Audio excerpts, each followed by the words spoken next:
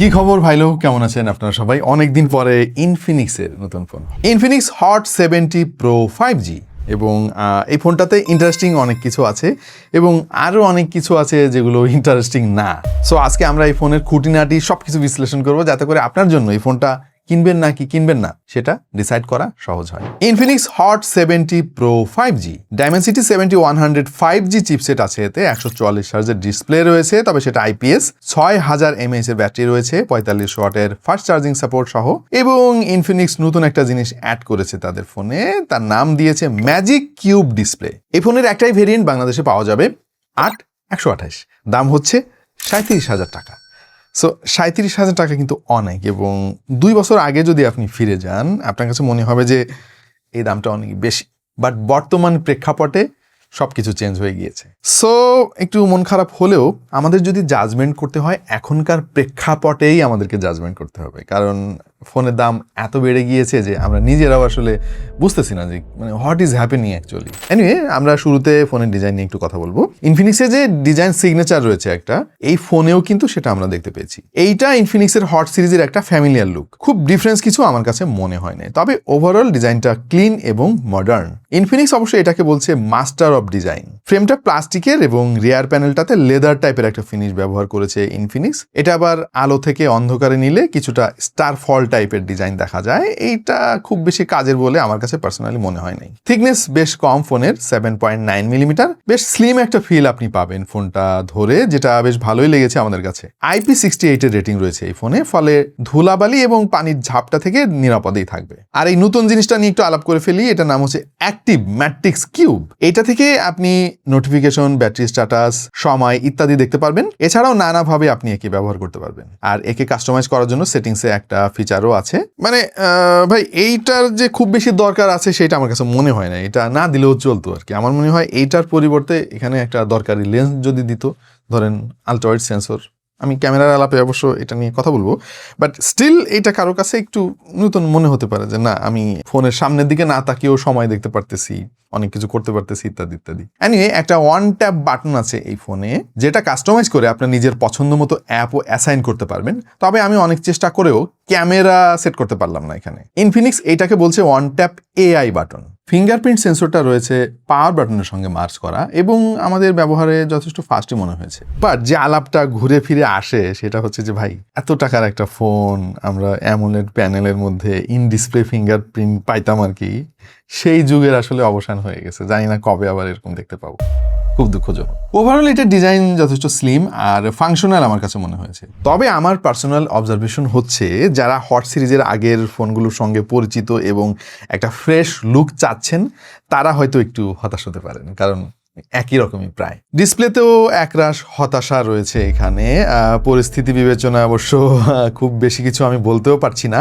6.76 ইঞ্চের একটা IPS panel তারা এখানে ব্যবহার করেছে। এই দামে এর আগে আমরা প্রায় সব ফোনেই অ্যামোলেড প্যানেল পেতাম। এনিওয়ে, এই IPS প্যানেল আবার 144 হার্জের রিফ্রেশ রেটও আছে। ওভারঅল আমি যদি ডিসপ্লের কোয়ালিটির কথা বলি, তাহলে এটাকে আমার কাছে ডিসেন্ট মনে হলো। তবে খুব বেশি চোখে লেগেছে আমার এই ফোনের নিচের দিকের এই বেজেলটা। মানে ডিসপ্লে IPS দিয়েছে প্রাইস কাট করার জন্য, দ্যাটস ফাইন, কিন্তু তারা চেষ্টা করলে এই সিমেট্রিক্যাল বেজেল দিতে পারতো। অবশ্য শার্পনেস নিয়ে তেমন কোনো ঘাটতি আমরা পাই নাই, 420 PPI, সো যথেষ্ট শার্প আমার কাছে মনে হয়েছে। এতে আবার ওয়াইড ভাইন A11 এর সাপোর্টও আছে, ফলে স্ট্রিমিং প্ল্যাটফর্মগুলো যেমন নেটফ্লিক্স বা অ্যামাজন প্রাইম, এই সমস্ত জায়গায় HD কোয়ালিটিতে আপনি কন্টেন্ট এনজয় করতে পারবেন। মিডিয়াটেক ডাইমেনসিটি 7100 5G চিপসেট, এবং এটা 5Gর একেবারে এন্ট্রি লেভেলের একটা চিপসেট। আমার মনে হয় 37,000 টাকায় আরও বেটার চিপসেট দেওয়া যেত, যদি এখনকার এই সিচুয়েশন তৈরি না হতো। এনিওয়ে, 7100 নিয়ে আমরা এর আগেও কাজ করেছি, চিপসেটটা ভালোই বলা চলে। এই চিপসেটের 4টা পারফরমেন্স কোর আছে, যেগুলোর স্পিড হচ্ছে 2.4 GHz, আর বাকি 4টা হচ্ছে এফিসিয়েন্সি কোর, যেগুলোর ম্যাক্সিমাম স্পিড হচ্ছে 2 GHz। মালি G610 MC2 এটা হচ্ছে এর GPU, যেটা 1 GHz বেজ স্পিডের। এইটা একটা ভালো দিক এই চিপসেটের। সো এই ফোন থেকে স্টানিং ভিজুয়াল পাওয়া যাবে, কারণ জিপিইউটা বেশ ভালো, কিন্তু ওই অ্যামোলেড প্যানেলটা আসলে আমরা একটু মিস করলাম এখানে। এই চিপসেটটা ডেইলি পারফরমেন্সের পাশাপাশি মিডিয়াম গ্রাফিক্স, গেমিং এবং মিডিয়াম হেভি অ্যাপগুলো বেশ ভালোই হ্যান্ডেল করতে পারে। আর র্যাম হিসেবে থাকছে 8GB LPDDR4X র্যাম এবং 128GB UFS 2.2 storage. Micro SD card আছে, আপনি স্টোরেজ এক্সপ্যান্ড করতে পারবেন। সো চিপসেটের জায়গায় ইনফিনিক্স চেষ্টা করেছে একটু ব্যালেন্স পারফরমেন্স করতে। মানে এই চিপসেটটাকে প্রাইস বিবেচনায় একেবারে খারাপও বলা যাচ্ছে না, আবার অনেক ভালোও বলা যাচ্ছে না। মানে ইনফিনিক্সের ফোনগুলোতে এর আগে আমরা যেটা দেখতাম, মানে প্রত্যেকটা ফোনে একটা ওয়াও ফ্যাক্টর থাকতো আর কিছু, ও মাই গড বাজারের সেরা স্পেক, এই জিনিসটা আমরা আসলে একটু মিস করেছি। কিন্তু যে যাই বলেন না কেন, মানে যতই খারাপ দিক আসুক, 37,000 টাকা দামের একটা ফোনে 128 GB ইন্টারনাল স্টোরেজ, এটা না আমার মানে বুঝছি সবকিছুই, আমি বুঝলাম যে সবকিছুর দাম বেড়ে গেছে, তারপরও আমার অনেক কষ্ট হচ্ছে মেনে নিতে। মানে এইটা 256 মিনিমাম হওয়া উচিত ছিল আর কি। এনিওয়ে, কিচ্ছু করার নাই। সফটওয়্যার সাইডে আউট অফ দ্য বক্স আপনি পাচ্ছেন অ্যান্ড্রয়েড 16 এবং XOS 16। XOSটা আমার ভালো লাগে একটা কারণে, সেটা হলো প্রচুর কাস্টমাইজেশনের অপশন আপনি পাবেন, মানে নিজের মন মতো আপনি সাজিয়ে নিতে পারবেন। অনেক ফোনের UI কিন্তু এই সুবিধাটা দেয় না, মানে কম দামি ফোনেও দেয় না, বেশি দামি ফোনেও দেয় না। ইনফিনিক্স মোটামুটি তাদের সব ফোনে প্রচুর অপশন রাখে। Daily navigation, app opening, app switching আর রেগুলার মাল্টিটাস্কিং এর এক্সপিরিয়েন্স হার্ডওয়্যারের কারণে বেশ স্মুথই পাবেন আপনি। যারা ফিচার রিচ UI পছন্দ করেন তাদের ইনফিনিক্সের এই সফটওয়্যারের পারফরমেন্স যথেষ্ট ভালো লাগবে। আর ইনফিনিক্সের UI কিন্তু দিন দিন বেশ ভালোই ইমপ্রুভ করছে। মানে আগে আমাদের একটা ঢালা অভিযোগ ছিল যে দেখতে একটু সস্তা সস্তা লাগে, UI গুলো কেমন যেন একটু বেশি ভারী। আমার মনে হয় সেখান থেকে ইনফিনিক্স ধীরে ধীরে একটু সরে আসছে, যেটা ভালো একটা ব্যাপার। আমরা AnTuTu টেস্ট করেছি এবং প্রায় 8 লাখের কাছাকাছি স্কোর পেয়েছি। গিগবেঞ্চে সিঙ্গেল করে 997 আর মাল্টি করে 2967, যেটা যথেষ্ট ভালো একটা স্কোর আমি বলবো। রিয়েল লাইফ ইউসেজে Facebook, Instagram, YouTube, Chrome browsing, WhatsApp, multitasking এবং মিডিয়াম হেভিয়ার অ্যাপগুলা কমফোর্টেবলি কিন্তু হ্যান্ডেল করতে পেরেছে এই ফোনটা। আমরা একটু গেমিং সেকশনে আসি। পাবজি ব্যালেন্সড বা অপটিমাইজ সেটিংসে বেশ ভালোই খেলা যায়। কল অফ ডিউটির ক্ষেত্রে মিডিয়াম গ্রাফিক্স সেটিংস ব্যবহার করলে স্মুথ গেম প্লে পাওয়া যায়। ফ্রি ফায়ারের মতো লাইট ওয়েট গেম তো আরো সহজেই এই ফোনটা হ্যান্ডেল করতে পারে। Dimensity 7100 এর পারফরমেন্স এবং Mali G610 GPU এর কারণে ক্যাজুয়াল থেকে মডারেট গেমিং গুলো কিন্তু এই ফোনটা বেশ ভালোই হ্যান্ডেল করতে পেরেছে। তবে ম্যাক্সিমাম গ্রাফিক্স আর হাইয়েস্ট FPS সব গেমে একসাথে পুশ করতে গেলে থার্মাল লিমিটেশন এবং পারফরমেন্স ড্রপ পাবেন আপনি। আর লং গেমিং সেশনে ফোনটা যথেষ্ট ওয়ার্ম হয়, তবে দ্রুত ঠান্ডা হওয়ার প্রবণতা আমরা খেয়াল করেছি। সো যারা মিডিয়াম লেভেলের গেমার তাদের জন্য এই ফোনটা ঠিকঠাক রিকমেন্ডেড। কিন্তু আপনি যদি একেবারে প্রফেশনাল গেমার হন এবং গেমিং এর জন্য এই ফোনটা কিনতে চান, আমার মনে হয় যে আপনার বাজেট আর একটু বাড়িয়ে অন্য ফোনের দিকে যেতে হবে। আচ্ছা, আমরা ক্যামেরা নিয়ে একটু আলাপ করে ফেলি। ক্যামেরা সেকশনে রিয়ার সাইডে রয়েছে 50 মেগাপিক্সেলের একটা মেইন সেন্সর, এইটা আবার ভালো একটা সেন্সর, সোনির IMX882। আর সামনে রয়েছে 8 মেগাপিক্সেলের একটা সেলফি শুটার। শেষ ভাই, এটুকুই। বিশ্বাস করেন আর কিচ্ছু নাই এতে। মানে 37,000 টাকা দামের একটা ফোন, আমরা যে বলবো যে ভাই একটা টেলিফটো লেন্স থাকলে ভালো হইতো, ভুলে যান ভাই। আলট্রা ওয়াইড সেন্সরও এতে নাই, ম্যাক্রো সেন্সর বা ডেপথ সেন্সর হাবি জাবি এইগুলোই আমাদেরকে এখন গুনতে হবে আর কি। যাই বলেন না কেন, সামনে 8 মেগাপিক্সেলটা আমার কাছে একটু বেশি কম মনে হয়েছে। এত টাকার একটা ফোনে অন্তত 32 মেগাপিক্সেলের একটা সেন্সর থাকলে ভালো হতো। ডে লাইট কন্ডিশনে ভালো ডিটেল এবং ডিসেন্ট ডাইনামিক রেঞ্জ পাওয়া গিয়েছে আমাদের টেস্টিংয়ে, এবং কালার প্রসেসিং সাধারণত সোশ্যাল মিডিয়া ফ্রেন্ডলি আমাদের কাছে মনে হলো। তাই ক্যাজুয়াল ফটোগ্রাফি আর এভরিডে শটের জন্য আমার কাছে মনে হয়েছে যে এটা ডিসেন্ট পারফরমেন্স দিচ্ছে। তবে ভাই এই ফোনের এক্সপোজার কন্ট্রোলটা আমার কাছে বেশ ভালো লাগছে। মানে বেশিরভাগ ফোনগুলো দেখবেন যে কমপ্লিকেটেড লাইটিং কন্ডিশন হলেই উল্টোপাল্টা শুরু করে, এখানে এই ফোনটা খুব ভালো পারফরমেন্স দেখিয়েছে। আমরা কিছু ন্যাচারাল ফটোগ্রাফিও করেছি। এই যে গোলাপি রঙের ফুলটা, জানি না এটার নাম কি, খেয়াল করে দেখেন, দুর্দান্ত শ্যালো ডেপথ অফ ফিল্ড তৈরি করেছে। আবার লাল রঙের ছোট্ট এই ফুলটা খেয়াল করে দেখেন, ব্যাকগ্রাউন্ড ব্লার কিন্তু একদম ন্যাচারাল লাগছে আমার কাছে। বিভিন্ন লাইটিং কন্ডিশনে আমরা ছবি তুলেছি এবং আমাদের কাছে মনে হয়েছে যে এটাকে অনেক বেশি খারাপ বলার সুযোগ নাই, অন্তত এখনকার দিনে ফোনের দাম বিবেচনায় তো নয়। হ্যাঁ, পোর্ট্রেট ফটোগ্রাফিতে সবসময় সাবজেক্ট সেপারেট করতে পারে না ঠিকঠাক মতো, কিছু গ্লেজ বা কিছু মিসক্যালকুলেশন করে ফেলে, বাট ওভারঅল আমি এটাকে মোটামুটি বলবো। একটু বুঝে শুনে যদি আপনি ছবি তুলতে পারেন